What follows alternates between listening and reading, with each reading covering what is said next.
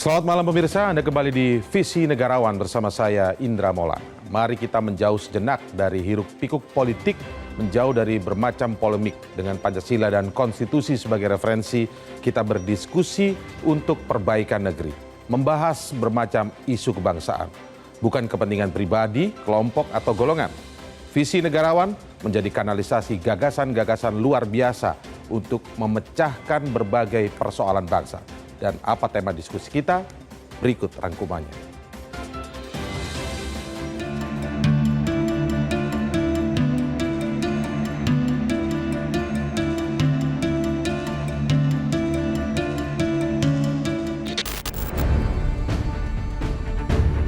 Belum ada periode DPR yang bersih dari kasus korupsi. Adalah kritik tajam terhadap moralitas anggota dewan yang terhormat.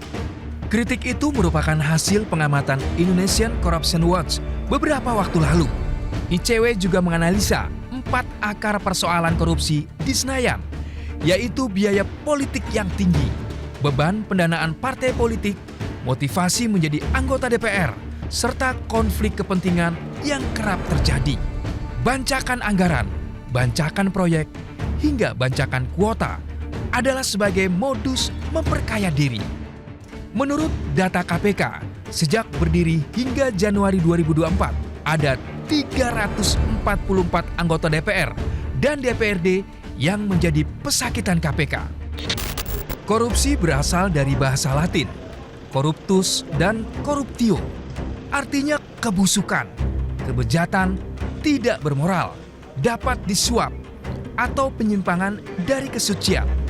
Undang-Undang Tindak Pidana Korupsi memetakan 30 jenis korupsi yang disederhanakan menjadi 7 jenis, yaitu terkait kerugian uang negara, suap menyuap, penggelapan dalam jabatan, pemerasan, perbuatan curang, benturan kepentingan dalam pengadaan, serta gratifikasi. Catatan penegakan hukum KPK menunjukkan DPR menjadi salah satu pilar triumvirat korupsi bersama birokrasi dan swasta. Namun, catatan itu hanya mampu merekam tindak pidana korupsi yang terang benderang. Selain tindak pidana korupsi yang jelas ilegal, diduga banyak pula korupsi yang dapat disulap seolah legal. Dengan kewenangannya, praktek perburuan rente yang sejatinya ilegal dibuat payung hukum agar sah secara prosedural. Tokoh bangsa Gus Dur bahkan dikisahkan pernah menyesal telah menyamakan DPR dengan taman kanak-kanak. Pasalnya, anak TK cerdas dan kreatif dalam belajar, sedangkan DPR cerdas dan kreatif dalam mencari celah mencari uang. Rakyat berharap DPR menjaga marwah dan keluhurannya. Anggota dewan merupakan warga negara istimewa yang mendapat mandat untuk mengarahkan serta mengawasi pengelolaan negara dan sepak terjang penguasa.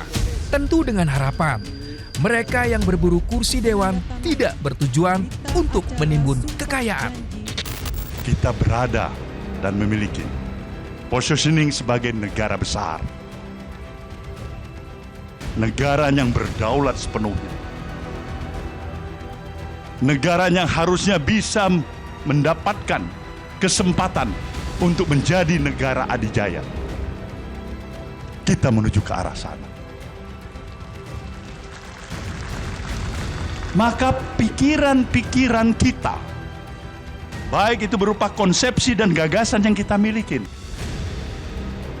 attitude, kepribadian, mental, dan moral kita, haruslah sejalan dengan pikiran-pikiran yang besar itu. Obat yang paling mujarab saat ini, apa yang amat sangat sebagai hal yang amat dibutuhkan oleh rakyat dan bangsa ini, adalah suri keteladanan.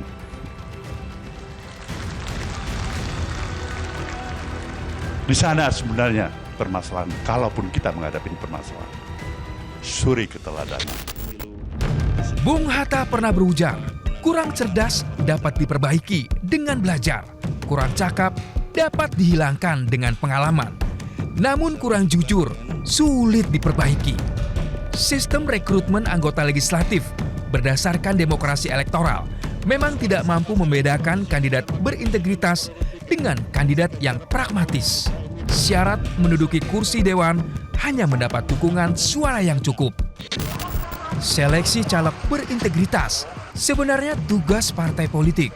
Undang-undang parpol dan undang-undang pemilu memberikan kewenangan terlalu besar kepada parpol untuk melakukan rekrutmen caleg tanpa membekali perangkat standarisasi kualitas hasil rekrutmen. Ditambah lagi, sistem politik kita memaksa parpol bersikap pragmatis sehingga menggunakan elektabilitas dan kemampuan finansial sebagai alat rekrutmen caleg.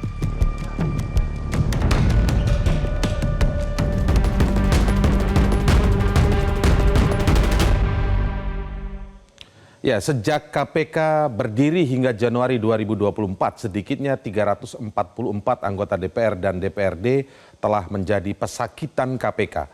Menurut catatan, KPK belum ada periode DPR pasca reformasi yang bebas dari tindak pidana korupsi. Kolumnis Australia Kenneth Davidson menulis bahwa uang adalah akar kejahatan politik. Kasus korupsi, gratifikasi, calo anggaran, calo proyek, hingga calo kuota berulang kali menjerat para wakil kita.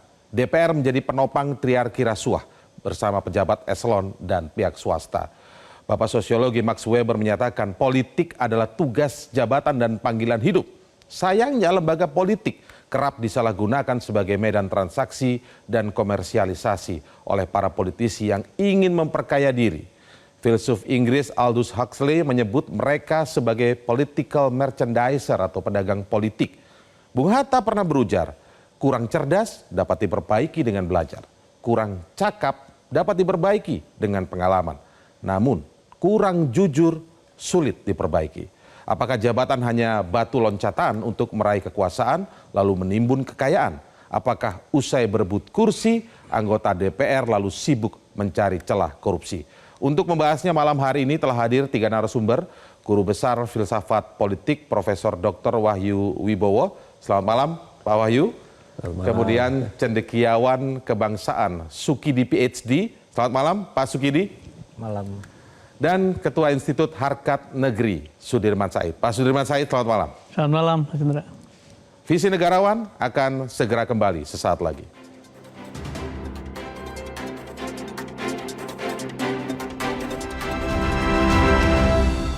Jelajahi cara baru mendapatkan informasi. Download Metro TV Extend sekarang.